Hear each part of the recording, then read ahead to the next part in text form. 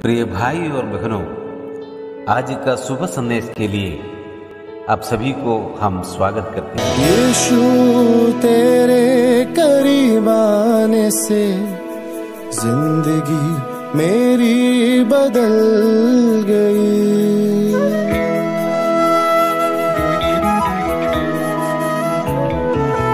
यीशु तेरे करीब आने से जिंदगी मेरी बदल गई।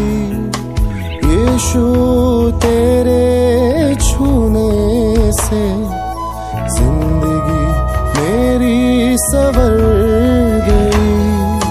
तूने मुझे है बचाया, तूने मुझे सहलाया, तूने मुझे है बचाया, तूने मुझे सहलाया। मैं धन्यवाद करता रहूंगा, यीशु धन्यवाद करता रहूंगा। मैं धन्यवाद करता रहूंगा, यीशु धन्यवाद करता रहूंगा।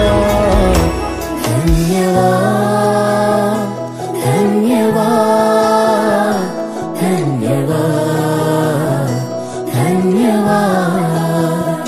आज का संदेश प्रभु के दास जोशी अब्राहम आसाम से बांटा जाएगा। प्रार्थना के साथ परमेश्वर का नाम की महिमा हो। हमें सुनने वाला प्रत्येक भाई बहनों को और एक बार जल्दी आने वाला प्रभु यीशु मसीह के नाम में हमारा प्यार भरा नमस्कार। आइए आज का मनन के लिए हम लोग पढ़ेंगे पत्रस का पहला पत्री 3 अध्याय 1 से 4 तक। हे पत्नियों, तुम भी अपने पति के अधीन रहो, इसलिए कि यदि इनमें से कोई ऐसे हो जो वचन को ना मानते हो, तो भी तुम्हारे भय सहित पवित्र चाल चलन को देखकर बिना वचन के अपनी अपनी पत्नी के चाल चलन के द्वारा की जाए। तुम्हारा श्रृंगार दिखावटी ना हो, अर्थात बाल गूंदना और सोने के गहने या भांति भांति के कपड़े पहनना, वरन तुम्हारा चिपा हुआ और गुप्त मनुष्यत्व नम्रता और मन की दीनता की अविनाशी सजावट से सुसज्जित रहे, क्योंकि परमेश्वर की दृष्टि में इनका मूल्य बड़ा है। पिछले सप्ताह में हम लोग देख रहे थे पत्रस का पहला पत्री 2 अध्याय 13 से 3 का 12 तक, और उधर का विषय है हम लोग कैसे दूसरों को आदर करना चाहिए। सबसे पहले हमारा राजाओं को अर्थात हमारा अधिकारियों को कैसे हम लोग आदर करना है, और उसके बाद में हम लोग देखे थे कि जो दास लोग अपना मालिकों का आदर किस प्रकार करना चाहिए, और उसके बाद प्रभु यीशु मसीह का उदाहरण, प्रभु यीशु मसीह किस प्रकार आज्ञाकारी बना है, वो विषय हम लोग पिछले सप्ताह में देखा है। और उसके बाद में 3 अध्याय में हम लोग अभी जो पढ़ा है, इधर पत्नी लोग किस प्रकार अपने अपने पतियों का आदर करना है या उनका अधीन में रहना चाहिए। ये भाग हम पढ़ने से हमें पता चलता है कि ऐसा विश्वासी पत्नियों से पत्रस ये बात बोलता है कि जिनका पति अविश्वासी है या वो विश्वासी नहीं है। और पत्रस का पत्री पढ़ने वाला जो विश्वासी लोग हैं, अलग अलग प्रकार का विभिन्न प्रकार का समस्याओं से ताड़ना से गुजरने वाला विश्वासी लोग हैं, खास करके अधिकारियों से या राजाओं से या अपना अपना मालिकों से, पड़ोसियों से, इस प्रकार बहुत सारा समस्या को जो सामना करने वाला विश्वासी लोग हैं। और विशेष करके परिवार में जब पत्नी विश्वासी है और पति विश्वास में नहीं है, तब ऐसा पत्नियों को ऐसा अपना पति का तरफ से भी बहुत सारा समस्या को सामना करना पड़ते थे। तब पत्रस उनको ये याद दिलाता है कि हे पत्नियों, तुम लोग अपना अपना पति का वो अविश्वासी होने से भी उसका अधीन रहना, उसका आदर करना, उनके बारे में पत्रस उनको सिखा रहा है। पहला पद में हम ऐसे पढ़ता है, हे पत्नियों, तुम भी अपने पति के अधीन रहो। इसके पहले हम लोग देख रहे थे कि हम लोग कैसे अधिकारियों का अधीन रहना है और उसके बाद मालिकों का अधीन कैसे हम लोग रहना है, और ये विषय हम लोग देखा। और उसके बाद प्रभु यीशु मसीह का उदाहरण हम लोग देख सकता है। उसके बाद पत्नियों को ये बताता है कि तुम भी अपने पति के अधीन रहना है। प्रभु यीशु मसीह सभी बात में हमारा आदर्श है। जैसा जो प्रभु यीशु मसीह अपना पिता का अधीन रहा, उसी प्रकार मसीही पत्नियों से परमेश्वर चाहता है कि पत्नियां अपना पति का अधीन रहना है। और उधर हम ऐसे पढ़ते इसलिए कि यदि इनमें से कोई ऐसे हो जो वचन को न मानते हो, पति विश्वासी है या अविश्वासी है, पति आत्मिक है या अनात्मिक है, पत्नी का कर्तव्य है अपना पति का अधीन रहना चाहिए। अगर पति विश्वासी नहीं है तो भी पत्नी अपना पति का अधीन रहना है। तो अगर पति विश्वासी है तो कितना अधिक वो पत्नी अपना पति का अधीन रहना जरूरी है। और इधर हम इस प्रकार हम लोग पढ़ता है, तुम भी अपने पति के अधीन रहो। पति पत्नी लोग का बीच में एक गहरा रिश्ता होना चाहिए। ये मेरा पति या मेरा पत्नी है। श्रेष्ठ गीत 6 अध्याय उसका 3 पद में हम ऐसे देख सकता है, मैं अपना प्रेमी का हूँ और मेरा प्रेमी मेरा है। मैं अपना पति का है और मेरा पति मेरा है बोलकर वो गहरा रिश्ता पति पत्नी लोग का बीच में होना चाहिए। और हम पढ़ता है, हे पत्नियों तुम भी अपने पति के अधीन रहो।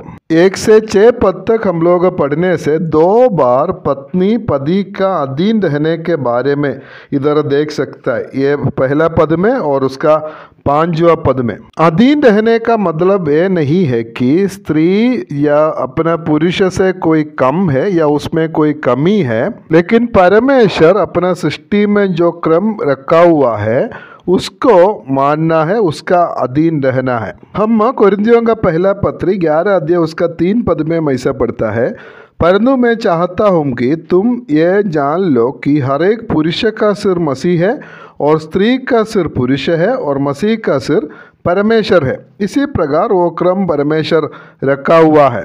स्त्री का सिर पुरुष, पुरुष का सिर मसीह और मसीह का सिर परमेश्वर। ये जो क्रम का अधीन में हम लोग रहना है। उत्पत्ति 2 अध्याय 18 से 23 तक पढ़ने से हम लोग उधर देख सकता है कि जो स्त्री पुरुष से बनाया हुआ है। और दूसरा बात है, उत्पत्ति 3 का 16 में हम लोग देख सकता है कि स्त्री सबसे पहले पाप किया है। तिमुथियुस का पहला पत्री 2 अध्याय 13 और 14 में हम ऐसे पढ़ते हैं, क्योंकि आदम पहले उसके बाद हव्वा बनाई गई और आदम बहकाया ना गया पर स्त्री बहकाने में आकर अपराधिनी हुई। परमेश्वर जब सृष्टि किया, जब मनुष्य को बनाया, उस समय हम लोग देख सकते हैं उत्पत्ति 2 का 18 में ऐसा पढ़ता है, यहोवा परमेश्वर ने कहा आदम का अकेला रहना अच्छा नहीं, मैं उसके लिए एक ऐसा सहायक बनाऊंगा जो उसमें से मेल खाए। आदम का सहायक का तौर पर स्त्री को, हव्वा को परमेश्वर बनाया है। सहायक मतलब जो ये आदम का नौकर नहीं है या आदम से कोई कमी उसमें नहीं है, क्योंकि परमेश्वर भजन संहिता 46 का 1 में हम लोग देख सकते हैं, परमेश्वर हमारा शरण स्थान और बल है, संकट में अति सहज से मिलने वाला सहायक। परमेश्वर हमारा सहायक है, इसका मतलब परमेश्वर हमारा नौकर ऐसा नहीं है। और यूहन्ना 14 का 16 में हम ऐसे पढ़ता है, मैं पिता से विनती करूँगा और वो तुम्हें एक और सहायक देगा कि वो सर्वदा तुम्हारे साथ रहे। मतलब पवित्र आत्मा हमारा सहायक है। 14 का 16, 14 का 26 ये सब जगह में हम लोग देख सकता है। इसलिए पत्नी पति का सहायक है और इसका मतलब है परमेश्वर जिस उद्देश्य से हमें बनाया और हमें इस दुनिया में रखा है, और ये पति पत्नी लोग मिलकर उस काम को पूरा करता है।